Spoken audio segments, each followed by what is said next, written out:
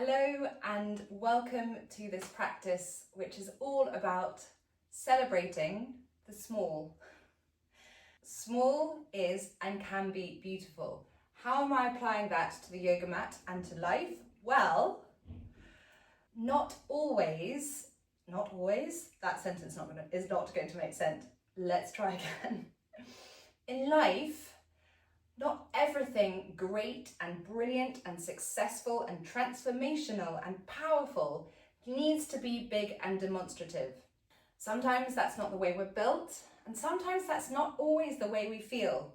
But nonetheless, there's so much that can be done in that gap beneath the big and the demonstrative. And on the yoga mat, in the subtlety of the pose, the subtlety of a shift, the subtlety of the energies that reside in the subtle body. So we have the gross body, then we have our energetic layer. There's always change going on. Maybe it's microscopic, maybe it's small, but those shifts can be seismic and they can be transformational. So that's what we're playing with today. So ready? Play with me. So we're going to start in child's pose. It's just a great way to start. Extend the fingertips, bringing the forehead down to the mat. Take an inhale in through the nose and exhale fully out through the mouth. Now, child's pose, I think, is also a great way to show that small is beautiful, because child's pose is not a demonstrative pose. It's a cocoon. It's a place of safety. It's that place that shifts us from our day-to-day to yoga, to our practice, to a place where our body can restore, it can heal, it can recover. So there's great power in the small that is child's pose. Rolling the forehead from side to side, rocking the hips from side to side, coming to the breath and actively expanding the breath into the back body. And reaching the fingertips forward. And then relaxing. Reaching the fingertips once more, all the way forward. And relaxing. And then just consciously tensing up the face. So really tense up the face, tense up the jaw. And then release. The jaw we so often hold so much tension right here. And on the next inhale, come up to tabletop, round the back, bring the chin to the chest. And then after the next exhale, you're inhaling, lifting the chin, rounding the shoulders, dropping the belly and lifting the tailbone. Start to move through a few flows of cat and cow. Another great position, pose, that shows the power of the small. Again, there's no demonstrative big movements in cat and cow. The movement is going on in quite a small area. But you're working through one of the most powerful parts of the body, the spine, which holds so much, and so often it doesn't really get much attention. And cat and cow is such a great way to do that. Yes, it's so simple, but it is a very powerful pose. The movement comes from the crown of the head to the sacrum. We are not bending at the middle of the back. We're creating movement all through the spine, fluidity. And then coming back to your neutral tabletop.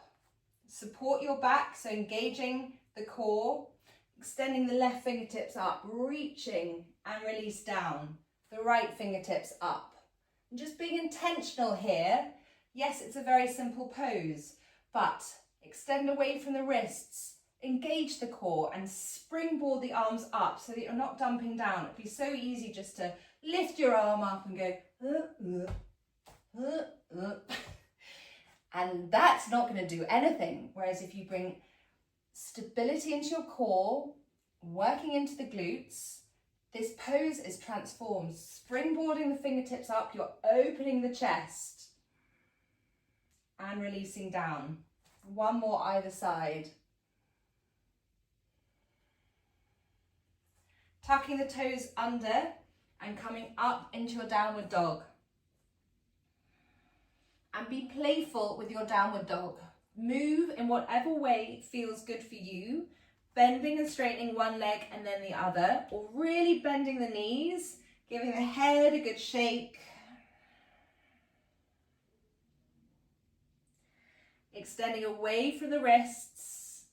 So being intentional and purposeful.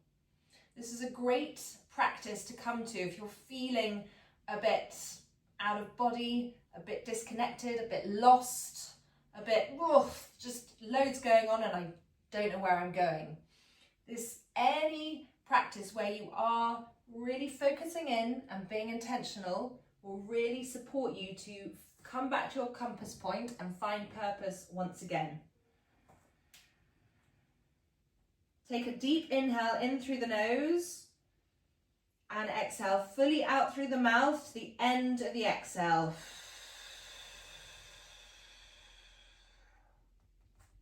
Then walking the hands, or rather walking the feet up to the hands, ragdoll, bending the knees. Give your belly permission to come right down onto the thighs. So you're rooting down into the lower body and completely easing and relaxing the upper body.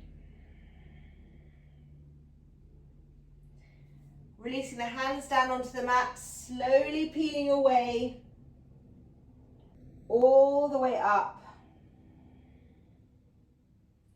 And inhaling the shoulders right up to the ears. And exhale, relax. Inhaling. And exhaling. Inhaling. And exhaling. And coming into your mountain pose. Depending how tall you are, yes, mountain pose can be very mountainous and tall, but not always. And it's also, I see the small is beautiful in mountain pose because it looks as though it's not a big, you're not being demonstrative. You are standing, but so much is going on. Close your eyes, root down through your feet. Really root down, visualize that root, those roots. Drink up the energy all the way through the body so that this pose becomes light, it becomes activated. Come back to the breath, encourage the breath to expand in the chest. So anyone looking at you might think, oh, she's just standing. But oh no, you are not just standing. Your whole body is activated. You are hydrating your body. You are bringing more oxygen into the body. You're enabling the body to recover and to strengthen and to activate, all by standing in one position with your arms down by your sides. So it's almost irresistible not to smile. That slightly smug, yes, I am doing so much more than you think I am doing. That is why I love mountain pose. Small but beautiful, even if you're 6 foot tall, which I'm not. So extending the fingertips down by your sides. Inhale the arms up overhead. Interlace the fingers and then index fingers reaching up. You're going to come into a micro back bend. So reaching up through the core, using your core to support you. And then exhale, forward fold. Inhale, flat back. Exhale, step the right foot back. Step the left foot back. Chaturanga, high to low, all the way down, forearms. Inhaling up, take your gaze over your right shoulder and over your left shoulder. Bring your legs out wide, it will help to support your lower back. Bring your head down onto the mat, forehead down to the mat, arms by your sides, engage the core, up and back, downward facing dog. Take a lovely deep inhale in through the nose, and out through the mouth. We're going to do a sun salutation, so stepping in between the feet, the hands rather. Inhale, and then exhale, forward fold. Inhale, circle the arms up overhead, lift the gaze. Exhale, forward fold. Inhale, flat back. Exhale, step the right foot back. Step the left foot back. Chaturanga, high to low. Inhale, upward facing dog. Exhale, downward facing dog. Step the left foot in between the hands, the right to join the left. Inhale, flat back. Exhale, forward fold. Inhale, circle the arms up overhead, lift the gaze. Exhale, forward fold. Inhale, flat back. Exhale, step the left foot back. Step the right foot back. Chaturanga, high to low. Upward facing dog and downward facing dog. Take one breath in through the nose and blubber the lip. Out through the mouth. Coming down onto the knees, you're going to come onto the crown of your head, coming into a small ball. That is hedgehog. I thought it was only appropriate. We're going to do small is beautiful to include hedgehog in this practice. So this is a great pose. Again, of course, small but powerful. Relax the shoulders, relax the core. You're creating compression around the thyroid very intentionally.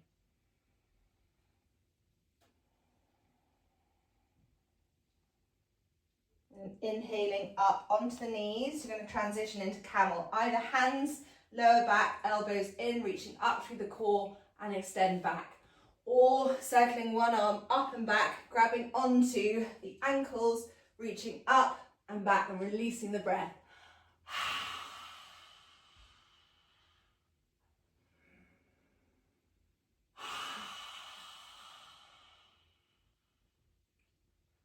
Then circling the arms up and over into puppy dog, heart to earth pose. Very restorative. And then returning into your downward facing dog. Take 3 breaths here, in through the nose and out through the mouth.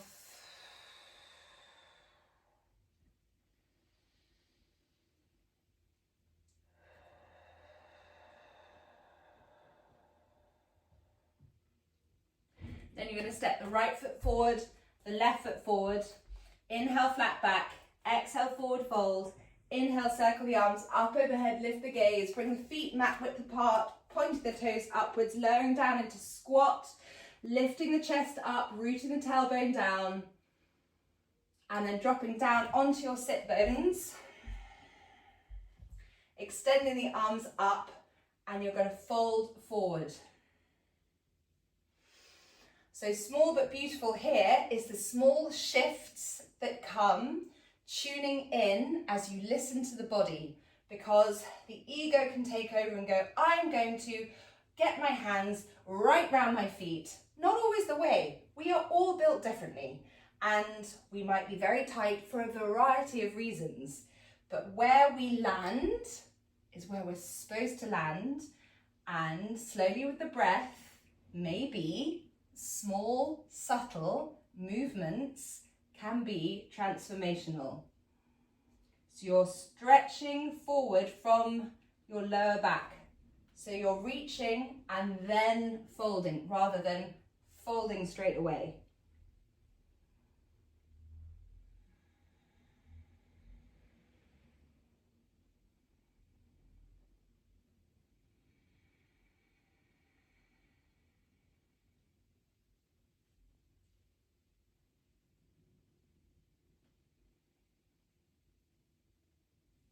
And then slowly extending up. Bring your left knee in, give it a squeeze. Flex your right foot, right arm comes up, bending at the elbow and reaching across the left knee. Inhale and twist. Small but beautiful. The micro twist deepening that happens as you twist is stronger and more powerful than you think. And it doesn't need to be this big wrenching. You just want to go with the small subtlety of what comes as you exhale. So as you exhale, it allows for more of a twist.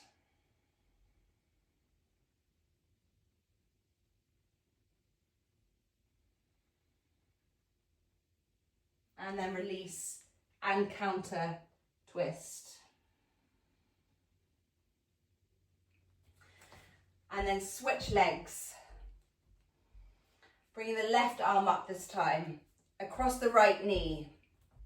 Really supporting the upper body.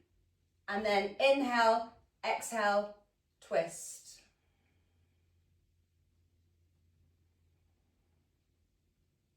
And the movement is through the thoracic, not through the neck. So yes, the head may turn a little, but the thoracic is where you're feeling this stretch, this movement, this hydration. And you want to go for the small, because this part of the back doesn't often get movement, so you don't want to be wrenching it, because that is when you may hurt yourself, and you don't want to do that. So small is beautiful. And then counter twist. Coming into Navasana, boat pose. Options here. Great. Option here. Great. Option here. Great. Option to straighten the legs. Also all great. We're going to do 3 rounds of 5. So coming back to your base and then inhaling up for a count of 5, 4, 3, 2, 1. Release. Inhaling up for 5, 4, 3, 2, 1. Release. One final time. Inhaling up for 5, 4, 3, 2, 1. Release. Hands behind the thighs and slowly lower onto the mat. Bring the soles of the feet onto the mat. Drop the knees down to the side. Take your gaze to your right. And then to the left. Windmilling the knees from side to side. Sometimes the body won't feel like the full intensity that comes with a full spinal twist. So this is just a lovely one that gives that little bit of movement. Yes, I'm going to say it. Small is beautiful. Can be beautiful. Is beautiful, certainly for this practice. And then stretch the legs out. We're going to come into banana. So walk your feet over to the right, your arms over to the right. This is no big major pose, but obviously there's a reason that I've included it, because you get a really great stretch all the way down your side body. So it fits into the remit for our practice that you can complete the sentence. Small is. So this pose you can hold for 3 to 5 minutes. It's actually a pose that's usually used in yin practice, but I incorporate it into practices at a slower amount of time, or for a slower amount of time rather, simply because it does reach into that part of the body that we don't often access, which is the side body, and it just feels really good. And coming back to center, walking the feet over to the left, the arms over to the left.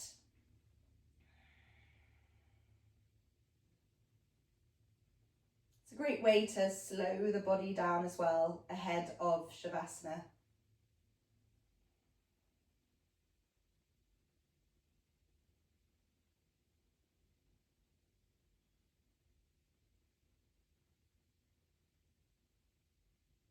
And coming back to center and releasing the arms down by your sides. Come into your few moments of much deserved effortless rest, which really is the definition of small is beautiful. There's such simplicity in Shavasana. There are no rules, there's no need, there's no destination, there's no to-do. There is the simplicity of being. The thoughts can do what they like, touch and go, let them be. They're always going to be busy. The body will welcome the chance to rest in Shavasana, having moved through the practice.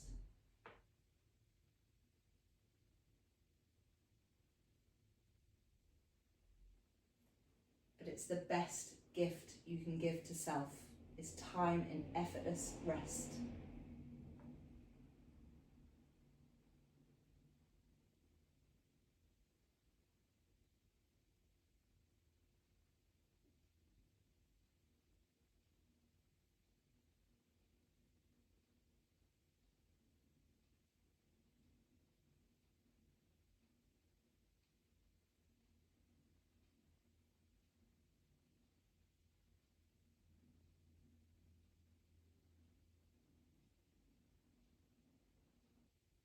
Slowly deepen the breath. Point one foot and then the other. Come into a full body stretch. Roll onto your right side with your hands under your cheek as a pillow. Slowly come up to a seated position, hands in prayer, eyes closed. Take a moment to notice the effects of the practice, which are still settling in. Bring your thumbs to your third eye, the space between your eyebrows. Namaste. Thank you for joining me today, for being playful, for indulging my love of the small and celebration of the simplicity in the little and how transformational that can be. Have a wonderful day, and I'll see you soon.